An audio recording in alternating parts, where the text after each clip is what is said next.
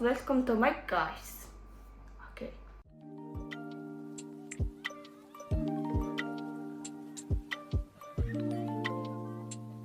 Үсээ ороодсон байгаа ахгүй юу? Бондгоор юм ирзэн дотор нь хийцэн байгаа болохоор малгаанда багтахгүй юм амир бондоочлоо.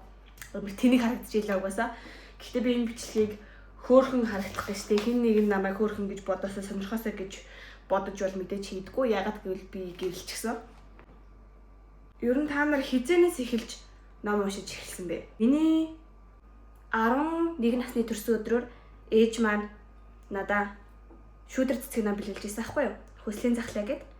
Тэгэхэд байлуудын уншаад сурцсан юм ойлгохтойгоо болцсон байсан учраас тэр үед ном бэлгэлэх нь хамгийн зөв байсан хугацаа юм байна гэж би боддог. Аюу хөөрхөн хайр дурлалын ном байсан, надад таалагдсан. Тэрнээс хойшоо ээж маань миний төрсөн өдөр болгоноор ном бэлгэлдэг байсан. Ээж маань өөрөө ном унших их дуртай байсан. Ээж маань намайг номонд юу дуртай гэдгийг мэдрээд яг энэ хүүхдэл ном унших юм шиг байна гэж бодсон байх гэж би бодсон. Тийм ээ. Би зөвхөн гэхдээ зохиолын ном унших дуртай. Ямар нэгэн хувь хүний хөгжил шинжлэх ухаан бол биш. Зохиол.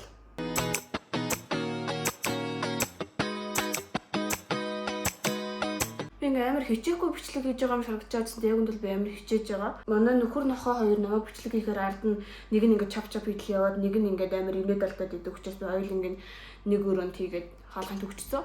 Энэ бол Үхва гээд хятадын зохиолчийн цусаа хөдөлсөн тэмдэглэл гээд ном маш алдартай ном учраас ихэнх хүмүүс маань мэдэх бах.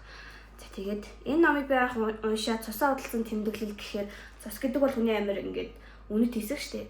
Тийм болохоор ингээ өөрийнхөө хамгийн одоо тийм үнэтэй зүйлийг одоо тэр өөртөө байсан тэмдэглэлээрээ салсан тухай тий гэр бүлээ ч юм уу тий эсвэл хайртай өмнө эх орноо ч юм уу тий нөгөө бусад хүмүүст одоо тэгж худалдаалсан, зарсан, залиалсан тийм их даалгавартай гэж бодсон чинь энэ жинхнээсээ зүгээр өөрийнхөө цусыг эмнэлэгт очиод өгөө зарж байгаа тухай ном ингээд амар их уншдаг тий номын хорхоотон хүмүүс гэж байдаг. Би бол яг тэр хүн биш.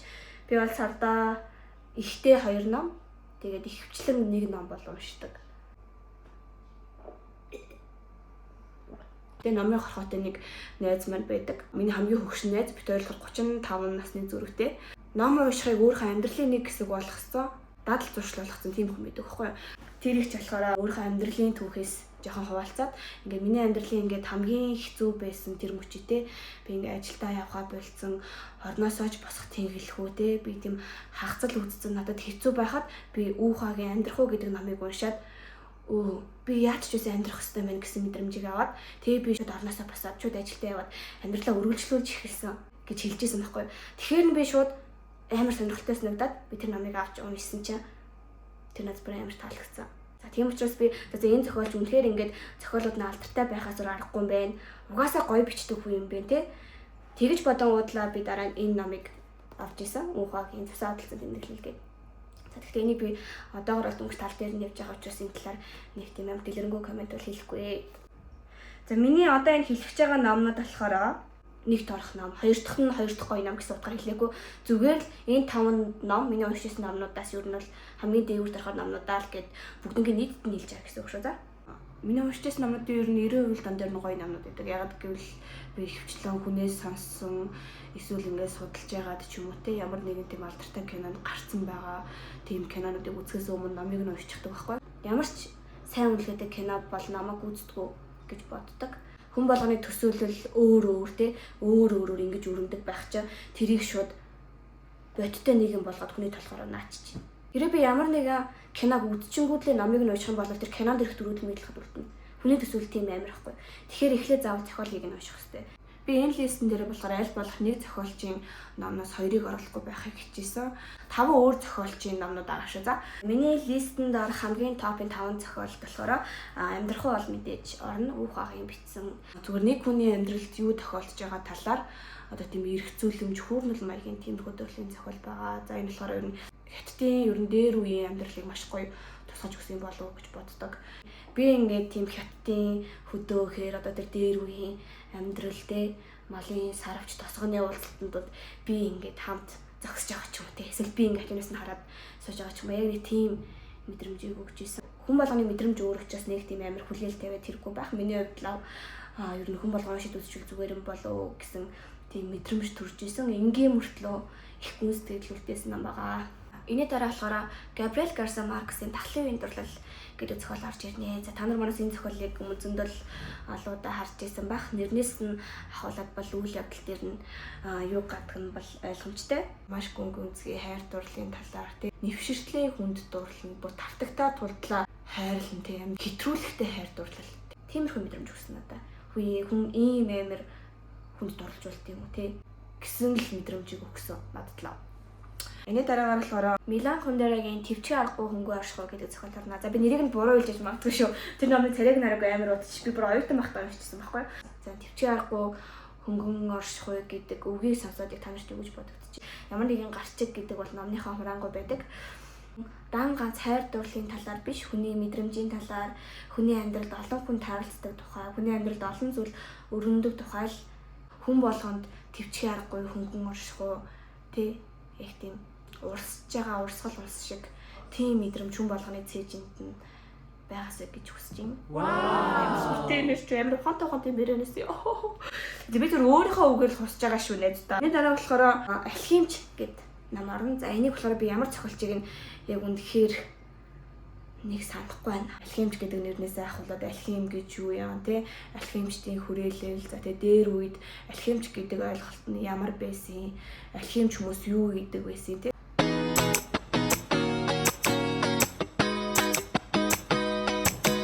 яаж үүссэн тий хамгийн анх газар дэлхийг бүтээсэн гар мар гэл байдэн шүү дээ тий ер нь л Библи уншсан хүмүүс илүү их ойлгох юм шиг санагцсан. Их дэлхий хизээ анх үүссэн тий их дэлхийг одоо хэн бий болгосон бидний бурхан хэн бэ гэсэн тиймэрхүү зүйлстэй баг зэрэг холбогдож исэн учраас би алхимч гэдэг ном унш дуусчингуудлаа хүнтэй Библиэр солилцсон. Тэгээд намын тавирныхаа бас хамгийн дээр нь бас бурханы юм залах хэрэгтэй болов гэд хамгийн дээр нь бас тавьчихсан байгаа. Тэгээд одоо тэрийг бас гүйцэн Библи гэхээр л яг зөвхөн шүтлэгтэй хүмүүс нь уншин тий христчиг хүн уншин гэсэн тийм бодолтой байдаг гэж магадгүй. За эсвэл заавал тийх хэрэгтэй болов мэдгүй. Би л зүгээр л христч шашинтай биш ч гэсэндээ зүгээр л юм уншиж судалмаар санагдаад зүгээр л над сонирхолтой санагдаад миний мэдгүй маш олон зүйлс яг тэнд багтсан байгаа болов гэж бодоод би Библийг уншиж байгаа. За энэ дараа Мураками Харукигийн Норвегийн хэмээх маш алдартай ном байна. Манай 10 жилийн найзын их төвшин маань хамгийн анх уншаад надад санал болгоод энэ дээр бас л нэг Японы сургуулийн амьдрал хайр дурлал за тэгээд хүмүүсийн амьдралыг харах үнцөг гэх мэтчлэн маш олон сонирхолтой зүйлс болдог. Иймэрхүү Япон зохиолчийн ном байна. За тэгэхээр та нарыг саяны номнуудыг бүгднийг уншиж үзээрэй гэж хүсэж байна. Миний өмнө болохоор Pixie гэд Солонгос эмэгтэй зохиолчийн номыг авч уншсан. Хөхмээрэн гэхдээ бас баггүй эдмэрэн гэдэг ном.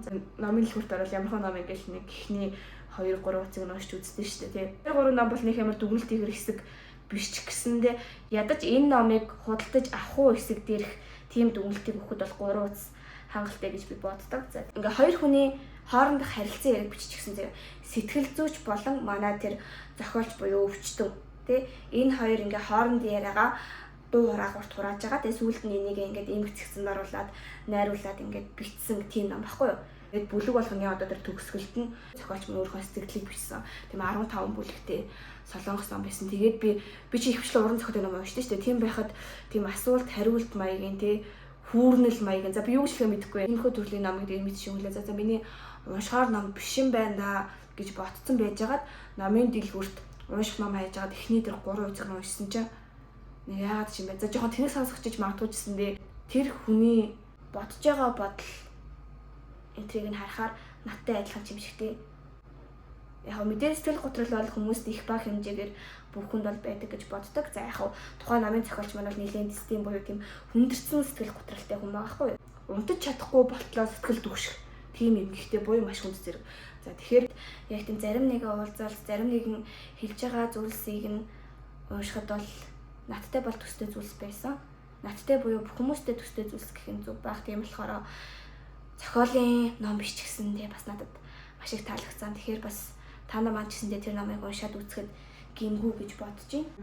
Хүүшээ энэ чи бүр баг ингэ бүр хуурай болцсон биш үү? Нэрээ та нар ном уншихдаа хаа ном уншиж байгаа нь амар чухал гэж боддгоо. Яг гоё тийм тухтай санал дээр, тухтай орчин дээр тий. За магадгүй боломжийн навил гоё далайн хэрэг дээр. Амар гоё байгальд тий өвсөн дээр хэвтэнгээ.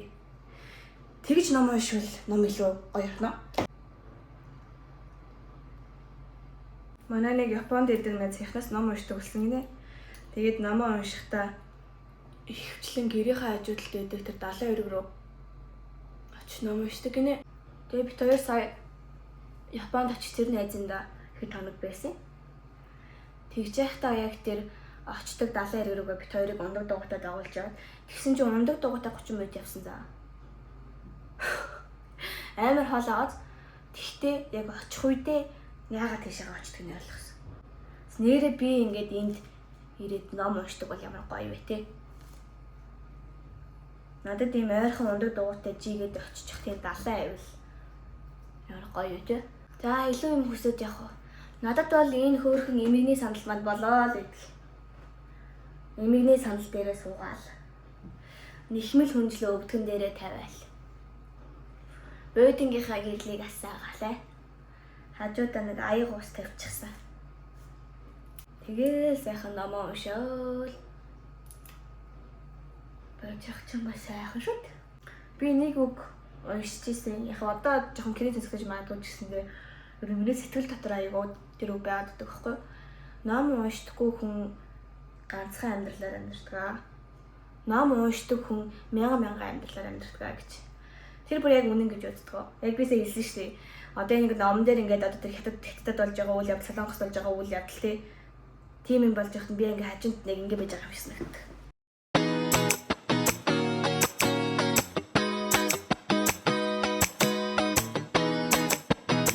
Гэтэ гол нь бид нэр яг адилхан ном уншиж байгаа мөртлөө уншиж байгаа хүн болгоны төсөөл өөргөө боддог. Яг нь номон дээр ингээд альва тэр дүрсэлж байгаа хүнийхээ гадаа төрхийг дүрсэлтгэлтэй те хижээл насны хүн, бүдүүн хүн, бөгтөр хүн те ийм үг хэлээтэй хүн. Ийм хөө зам хамтартай хүмүүс дүрсэлтэй ч гэсэндээ бид бүгдийн толгой дотор байгаа хөгшин хүмүүс өөр. Бид бүгдийн толгой дотор байгаа бөгтөр нуруутай хүн өөр. Бидний толгой дотор байгаа тэр сайхан дур булаам эмхтэй гэдг нь шал өөр ойлголтууд байхгүй. Бид нэр бүгдээрээ л бас өөр зүйлсийг толгойдоо буулгаж зургалж байгаа. Одоо бас гоё номын цуглуулга, номын тавиртай болдг юм уу гэж бодож байна. 10 жилдээ байдаг байсан номнуудаа. За би уншсан юм чинь надад хэрэггүй гэж бодоод зүгээр хүнд өгөх, бэлэглэх, тэг оюутан болсон байна. Сольж унших ч юм уу, зарах гэсэр байтал надад ямар ч тийм үлдсэн юмнууд байдаггүйсэн аахгүй юу. Одоо болохоор би худалдаж авсан таалагдсан номнуудаа хадгалдаг болсон. Одоохондоо бол яг нэг 20 ном бай. Зүгээр нэг хаа хамаагүй номнуудыг өрөхтэй биш. Зүгээр бүгдээрээ л яг миний дуртай надад таалагдсан тэр номнуудаас бүтсэн номын тавир бүхий цуглуулга байвал гоё гэж мөрөөдж байна.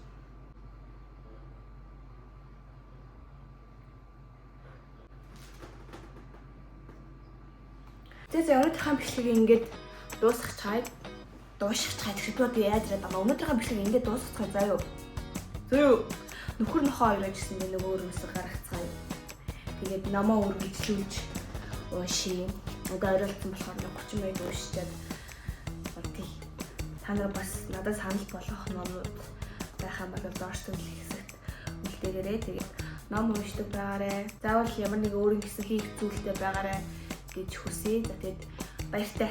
Миний бичлэгийг үзэж надад байсан баярлалаа. Баяртай.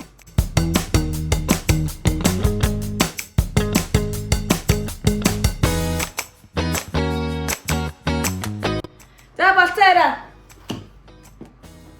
Хайрт минь. Пало. Гэ бичлэгээ болчлоо гэсэн.